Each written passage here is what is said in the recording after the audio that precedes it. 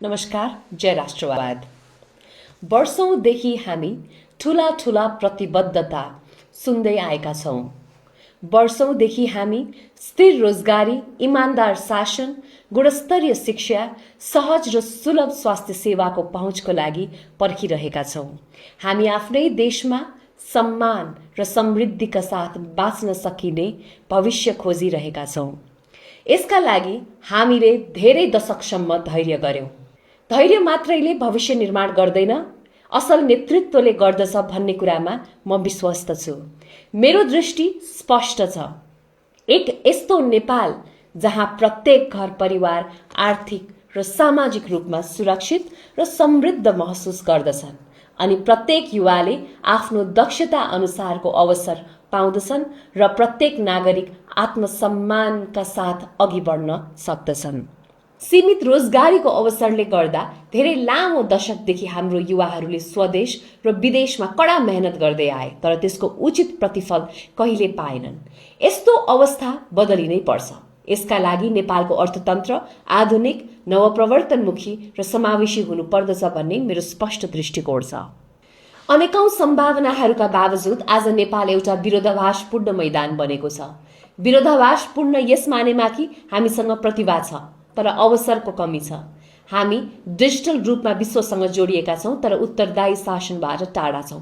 हाम्रा युवा सृजनशील छन्, महिलाहरू साहसी छन्, उद्यमीहरू संघर्षशील छन्, तर शासन प्रणालीले उनीहरूलाई साथ दिएको छैन। नीति निर्माणमा मेरो पहिलो प्राथमिकता हो नवप्रवर्तनमा आधारित आर्थिक विकास, इनोभेसन। नेपालको अर्थतन्त्र केवल रेमिट्यान्स र जीविकोपार्जनको लागि रोजगारी, रेमिटेन्स बेस्ड सर्भाइभलमा सीमित हुन सक्दैन। हामीले प्रविधि, कृषि, पर्यटन, सेवामूलक क्षेत्र र उद्योगमा आधारित आधुनिक अर्थतन्त्र निर्माण गर्नुपर्दछ। नेपाल प्रतिभा पलायन गर्ने देश होइन, प्रतिभा आकर्षित गर्ने प्रविधि केन्द्र बन्नुपर्दछ। आईसीटी, एआई र STEM, science, technology, engineering and म्याथमेटिक्सको क्षेत्रमा सरकारी सहयोग, स्टार्टअप प्रोत्साहन र विश्वविद्यालय, निजी क्षेत्र सहकार्य मार्फत रोजगारी सृजना गर्न सकिने प्रचुर सम्भावनाहरू छन्। नवप्रवर्तन केन्द्रहरू, इनोभेसन सेन्टर्स नारा मात्र होइन, ती उद्यम बन्न सक्दछन् र उद्यम रोजगारीमा रूपान्तरण हुन सक्दछन्। स्पष्ट नीति र बलियो पूर्वाधार मार्फत उद्योग र उद्यमशीलतालाई प्रोत्साहन गरिनुपर्दछ। विश्व तीव्र रूपमा कृत्रिम बुद्धिमत्ता एआई को युगतर्फ अगाडि बढिरहेको बेला नेपाल भने 2024 को एआई रेडिनेस इन्डेक्समा 193 देशमध्ये 150औं स्थानमा परेको थियो। यो स्थानमा नेपाल हुनुको कारण राजनीतिक दृष्टि र दूरदर्शिताको गम्भीर कमी हो। उच्च घनत्व कम्प्युटिङबाट हाई डेन्सिटी कम्प्युटिङ इक्विपमेन्ट उत्पन्न हुने अत्याधिक ताप नियन्त्रण गर्न आवश्यक उन्नत कुलिङ प्रणालीको लागि नेपालको हिमाली भूभाग प्राकृतिक रूपमा उपयुक्त छ, जसले एआई का लागि आवश्यक डाटा सेन्टर स्थापना गर्न रणनीतिक स्थान प्रदान गर्न सक्दछ। तर यस्तो ऐतिहासिक अवसर अझै पनि राज्यको उदासीनताका कारण उपेक्षित बनेको छ। आर्थिक वर्ष 2081-82 मा आईसीटी क्षेत्रको योगदान कुल गृहस्थ उत्पादन जीडीपीमा मात्र 1.94% पुगेको अनुमान छ, जुन आर्थिक रूपान्तरणको लक्ष्य बोकेको देशको लागि सम्भावनाहरूको संकेत हो। त्यसैले यस्ता क्षेत्रहरूमा नीतिगत हस्तक्षेप, लगानी मैत्री वातावरण र संस्थागत गम्भीरता अपरिहार्य हुनुपर्दछ। मेरो दोस्रो प्राथमिकता किसान सशक्तिकरण। यसरी आधुनिक विकासको आधारशिला खडा गर्दै गर्दा हामीले हाम्रो जरा बिर्सिनु हुँदैन। किसान साथीहरू बिना हामीले आफ्नो जरा बलियो बनाउने कुरा सोच्न सक्दैनौँ। आधुनिक कृषि उपकरण, डिजिटल पहुँच, बजार सुनिश्चितता र उचित मूल्य मार्फत कृषि पेसालाई दिगो र सम्मानजनक बनाउनु पर्दछ। यदि हामी साँच्चीकै समानता र न्यायको कुरा गर्छौं भने यसको सुरुवात किसान सशक्तिकरणबाट हुनुपर्दछ। उचित मूल्य सुनिश्चित गरेर किसानलाई सिधै बजारसँग जोडेर पूर्वाधार विकास गरेर र नीतिगत संरक्षण प्रदान गरेर किसानलाई न्याय नदिई सामाजिक अर्थतन्त्रमा न्याय सम्भव छैन। किसानहरू यस देशका जरा हुन्। जरालाई पोषण दिएर मात्र अंकुर बलियो हुने हो। यो देशको समृद्धि किसानले पाउनुपर्ने न्यायसँग जोडिएको छ। आज पनि नेपालको 60% भन्दा बढी जनसंख्या आफ्नो जीविकोपार्जनको लागि कृषिमै निर्भर छन् र कृषिले नै नेपालको करिब 1/4 राष्ट्रिय कुल गृहस्थ उत्पादन जीडीपीमा योगदान पुर्याइरहेको छ। तर देशलाई धान्ने किसानहरू नै आज राज्यको संरचनागत अपेक्षाको शिकार बनेका छन्। उनीहरूको उत्पादनले पाउनुपर्ने बजार मूल्य बिचौलियाहरूले पाइरहेका छन्। उनीहरूले खेतीको चरम समयमा मल पाउँदैनन्, सहुलियतपूर्ण ऋणबाट वञ्चित छन् र कुनै प्रभावकारी सामाजिक सुरक्षा प्रणालीले उनीहरूलाई समेट्न सकेको छैन। कृषिमाथि टिकेको देशले आफ्नो किसानलाई उपेक्षा गरेर आर्थिक न्याय र सामाजिक विश्वसनीयताको दावी गर्न सक्दैन। यो देशको वास्तविक सुधार नीतिगत हस्तक्षेप मार्फत किसान र उत्पादनकर्तालाई संरक्षण प्रदान गरेर हुँदैछ। किसानलाई अर्थतन्त्रको मेरुदण्डको रूपमा व्यवहार गरिए मात्र यो देशको आर्थिक उन्नति सम्भव छ। मेरो तेस्रो प्राथमिकता भनेको पर्यटन। नेपालको आर्थिक रूपान्तरणको लागि अर्को महत्त्वपूर्ण क्षेत्र पर्यटन नै हो। आन्तरिक तथा बाह्य पर्यटन दुवैलाई प्रवर्धन गर्दै स्थानीय अर्थतन्त्रमा उत्साह ल्याउँदै रोजगारीका अवसरहरू सृजना गरिनु पर्दछ। छिमेकी देश भुटानले हाई भ्याल्यु लो भोल्युम पर्यटक लक्षित गर्ने मोडल अपनाएर आर्थिक लाभ उठाएको छ। नेपालसँग भुटान भन्दा धेरै उच्च प्राकृतिक र सांस्कृतिक ऐतिहासिक सम्भावनाहरू छन्। नेपालको हकमा भौगोलिक बनावट, जनसङ्ख्या, सांस्कृतिक विविधता र पर्यटन सम्भावनाहरू भुटान भन्दा निकै फरक छन्। त्यसैले नेपालले भने अब हाई भ्याल्यु हाई इम्प्याक्ट पर्यटनको नीति अपनाउनु पर्दछ। यस अन्तर्गत पर्यटकको बसाइ अवधि बढाउने, गुणस्तरीय सेवा प्रदान गर्ने, जिम्मेवार र अनुभवी पर्यटक आकर्षित गर्ने, प्रति पर्यटक आम्दानी बढाउने जस्ता कुराहरूमा ध्यान दिनुपर्दछ। हाल नेपालको पर्यटन केही सीमित क्षेत्रमा केन्द्रित छ। अब यसलाई देशभर फैलाउनु पर्दछ। पर्यटन प्रवर्धन गर्नुपर्ने क्षेत्रहरू जस्तै पहाडी र ग्रामीण पर्यटन, गुरुङ, थारू, तामाङ, राई, लिम्बू संस्कृति आदि, पश्चिम नेपालमा रारा, खप्तर, डोल्पा, बाजुरा आदि धार्मिक तथा आध्यात्मिक पर्यटन, लुम्बिनी, जनकपुर, पाथिभरा, मुक्तिनाथ आदि, योग, ध्यान र वेलनेस पर्यटन, होमस्टे र कृषि पर्यटन आदि जस्ता कुराहरूमा ध्यान दिनुपर्दछ। पर्यटन पूर्वाधार विकास, सांस्कृतिक सम्पदाको संरक्षण, धार्मिक र इको पर्यटनको प्रवर्धन मार्फत रोजगारी सृजना गर्दै नेपालको मौलिक पहिचान, विशेषतः नेपालीहरूले हजारौं वर्ष अघिदेखि संरक्षण गर्दै आएका ऐतिहासिक, सांस्कृतिक, धार्मिक, प्राकृतिक, सामाजिक धरोहरहरूलाई प्रवर्धन र थप विकास गर्न सक्ने कामलाई प्राथमिकतामा राखिनु पर्दछ। नेपालले दूरदर्शी नीतिहरू अँगाल्दै पर्यटन क्षेत्रलाई दिगो विकासको चालक शक्ति बनाउनु पर्दछ। मेरो तेस्रो प्राथमिकता सुशासन, स्वास्थ्य र शिक्षा। आर्थिक विकास सुशासन बिना खोक्रो हुन्छ। त्यसैले सुशासन र डिजिटल रूपान्तरण विकासका एजेन्डाहरूको केन्द्रमा हुनुपर्दछ। नागरिकहरू सेवा पाउन लाइन बस्न नपरोस्। प्रविधिले नागरिकको सेवा गर्नुपर्दछ। विद्युतीय शासन, ई गभर्नेन्स मार्फत पारदर्शिता, सार्वजनिक सेवा प्रवाह, पब्लिक सर्भिस डेलिभरी र जवाफदेहिता, अकाउन्टेबिलिटी सुनिश्चित गर्नुपर्दछ। जब शासन प्रणाली इमान्दार हुन्छ, विकास सबैमा पुग्दछ। अत नागरिकको आवाज सुन्ने, भ्रष्टाचार विरुद्ध उभिने र नेतृत्वलाई उत्तरदायी बनाउने डिजिटल प्रविधिहरूमा जोड दिनुपर्दछ। यसै गरी नेपालको स्वास्थ्य क्षेत्रले पहुँचका आधारमा उल्लेखनीय प्रगति हासिल गरेको भए तापनि सबै नागरिकका लागि समान पहुँच सुनिश्चित गर्ने मामिलामा अझै ठूलो खाडल व्याप्त छ। आधारभूत सार्वजनिक स्वास्थ्य सुविधा दिनानुदिन बढ्दै गए पनि उच्च स्तरको स्वास्थ्य सेवा अझै पनि धेरैका लागि पहुँच बाहिर नै छ। अझ विशेष गरी ग्रामीण भेगका विपन्न समुदायका लागि आर्थिक स्थिति र भौगोलिक स्थानको चुनौतीपूर्ण अवस्थाले डेलिभरी र प्रसुति सेवाहरू अझै पनि अप्ठ्यारो अवस्थामा छ। ग्रामीण क्षेत्रमा स्वास्थ्य कर्मीको अभाव, विशेषज्ञ तथा उच्च स्तरीय स्वास्थ्य सुविधामा असमान वितरण, खर्चिलो स्वास्थ्य उपचार खर्च र आदिवासी तथा अपाङ्ग समुदायले भोग्ने संरचनागत बाधाहरू सम्बोधन हुनुपर्दछ। यसका लागि समान पूर्वाधार, दक्ष जनशक्ति विकास र सामाजिक सुरक्षा सुनिश्चित गर्ने प्रणालीमा निर्णायक लगानी गर्नुपर्दछ। शिक्षा बिना राष्ट्र उकासिन सक्दैन। शिक्षामा बजेट भनेको खर्च होइन, लगानी हो। आधारभूतदेखि उच्च शिक्षासम्म समान गुणस्तर र पहुँच विस्तार गरिनु पर्दछ। नेपालको शिक्षा क्षेत्रमा साक्षरता र भर्नामा केही प्रगति भए पनि शिक्षा राष्ट्र विकासको चालक शक्ति बन्न नसकेको दुःखद वास्तविकता छ।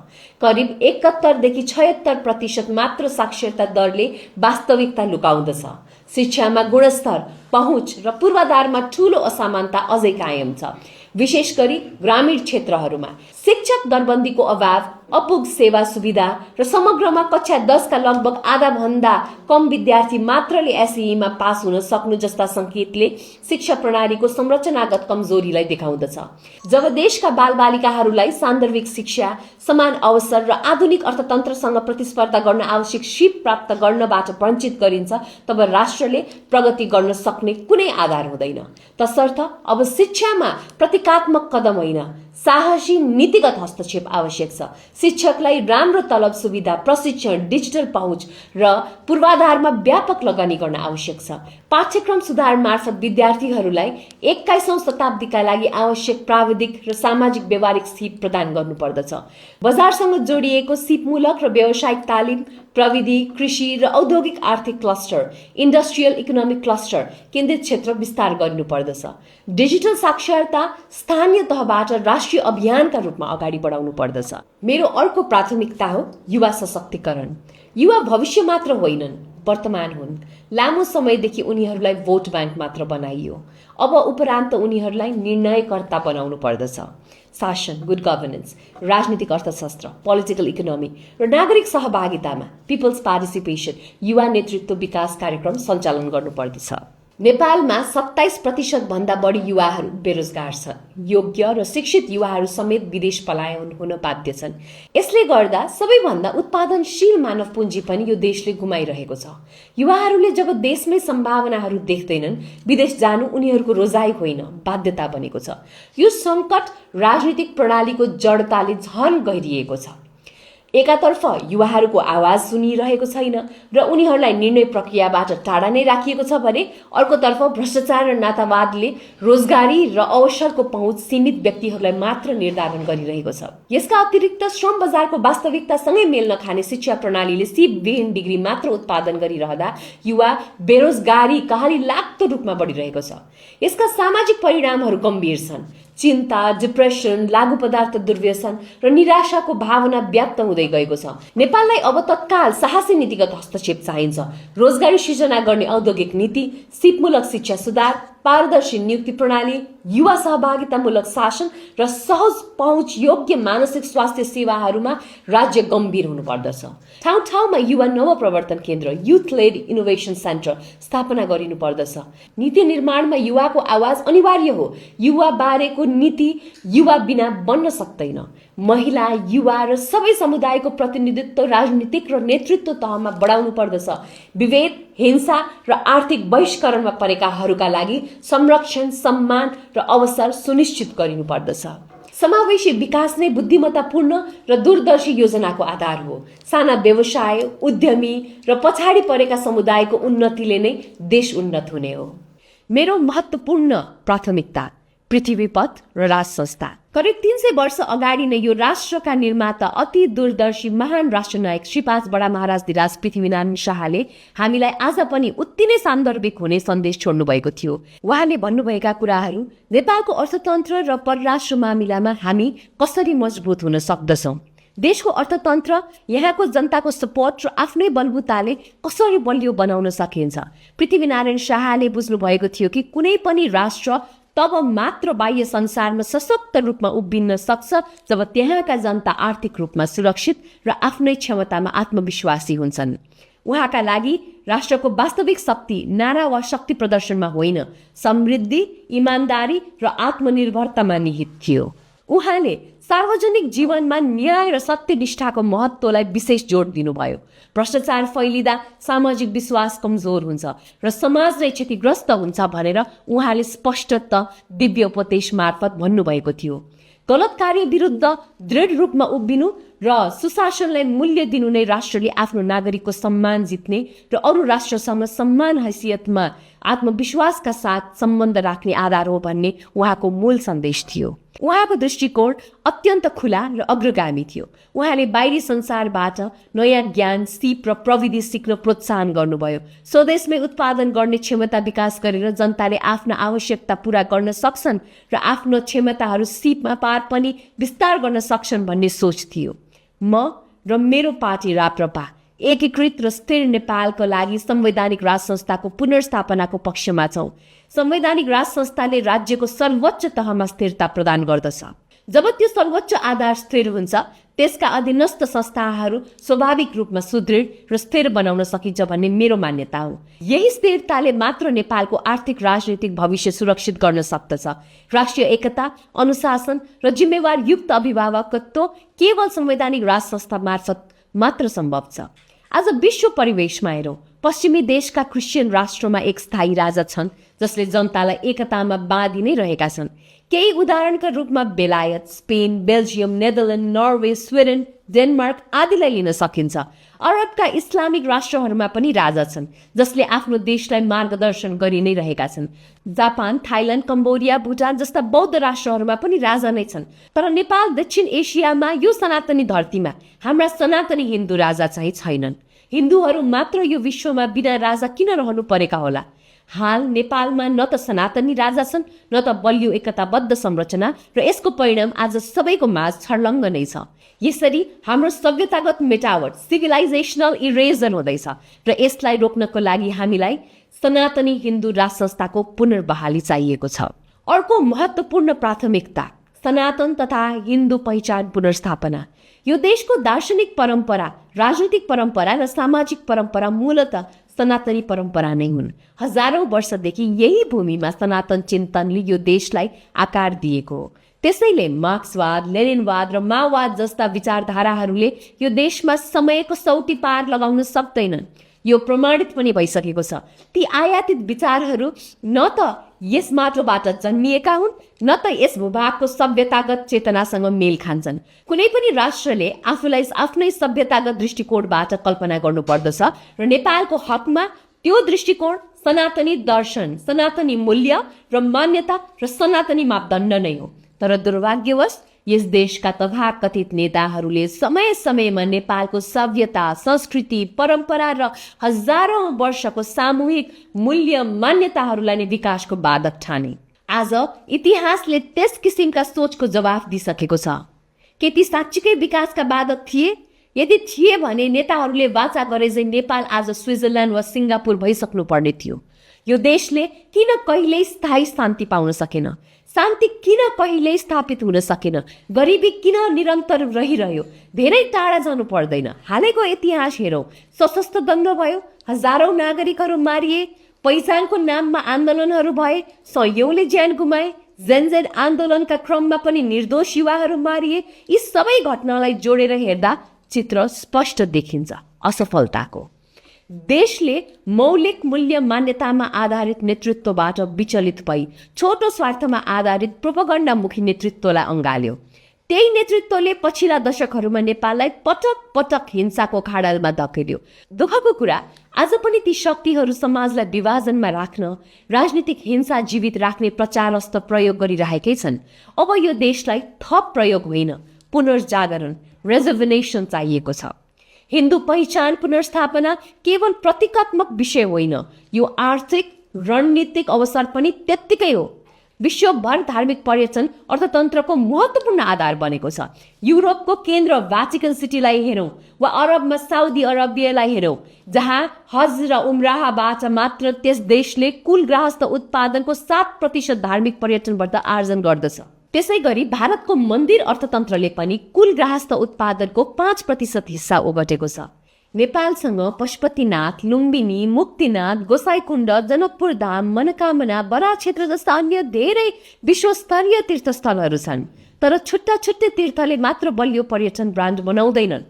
सभ्यतागत पहिचानले मात्र अन्तर्राष्ट्रिय ब्रान्ड निर्माण गर्दछ। हिन्दू राष्ट्रको स्पष्ट पहिचानले यी सबैलाई एकीकृत ब्रान्डमा रूपान्तरण गर्न सक्दछ। यसर्थ नेपालको हिन्दू राज्य पहिचानले नेपाली अर्थतन्त्रलाई पनि टेवा पुर्याउने कुरा स्पष्ट छ। नेपाल हिन्दू सभ्यताको शिरोभाग हो र यस ऐतिहासिक तथा सभ्यतागत पहिचानलाई पुनर्स्थापना गरी देशमा धर्म पुनर्जागृत गर्न आवश्यक छ।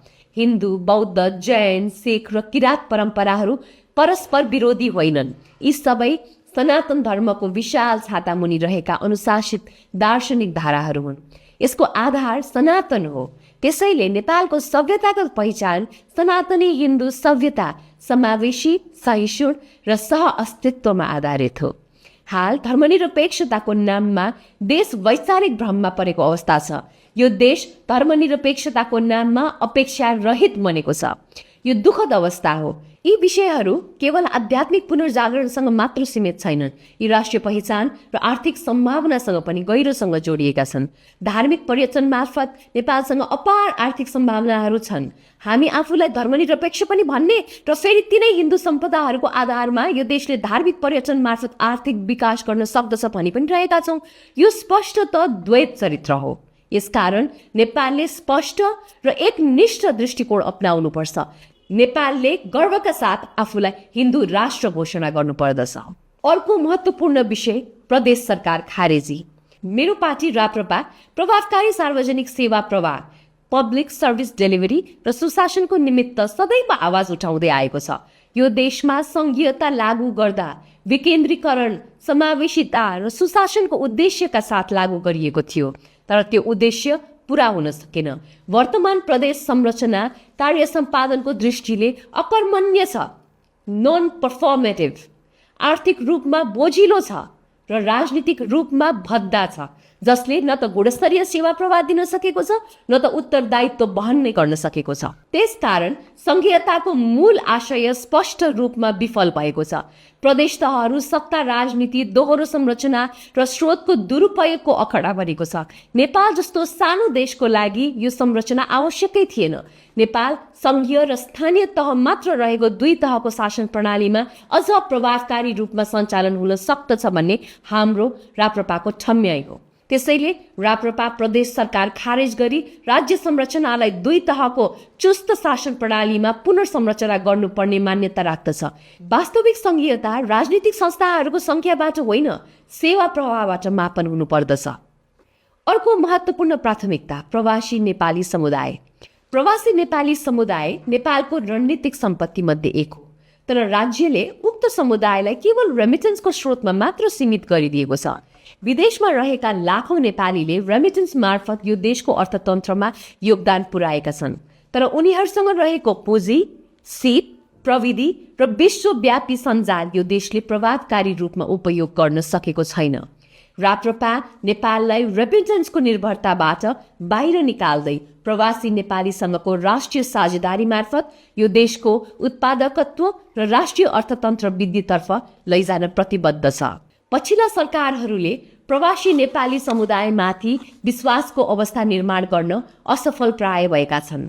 नीति अस्थिरता, झन्झटिलो प्रशासन, कानुनी अनिश्चितता तथा नागरिकता र राजनीतिक सहभागिता सम्बन्धी नसुल्झिएका प्रश्नहरूले प्रवासी नेपालीहरूलाई विमुख बनाएको अवस्था सर्वविदितै छ। प्रवासी नेपालीहरूले लगानी, उद्यमशीलता, रोजगारी सृजना, व्यापार विस्तार र प्रत्यक्ष वैदेशिक लगानी एफडीआई प्रवर्धनमा निर्णायक भूमिका खेल्न सक्छन् भन्नेमा राप्रपा विश्वास राख्दछ। स्वास्थ्य, शिक्षा, सार्वजनिक प्रशासन, प्रविधि र व्यवसायमा सिप तथा ज्ञान हस्तान्तरण गर्दै उनीहरूले नवप्रवर्तन र अनुशासित विश्वस्तरीय कार्य संस्कृति भित्राउन अमूल्य भूमिका खेल्न सक्दछन्। यति भन्दै गर्दा नेपालको नेतृत्वले उदाउँदो विश्व परिवेशलाई पनि राम्रोसँग बुझ्नु पर्दछ। त्यसैले हाम्रो अर्को प्राथमिकता आर्थिक कूटनीति। नेपालले आर्थिक विकास, औद्योगिक विस्तार र प्रविधि हस्तान्तरणलाई तीव्रता दिन विदेशी प्रत्यक्ष लगानीलाई रणनीतिक माध्यमका रूपमा प्रवर्धन गर्नुपर्दछ।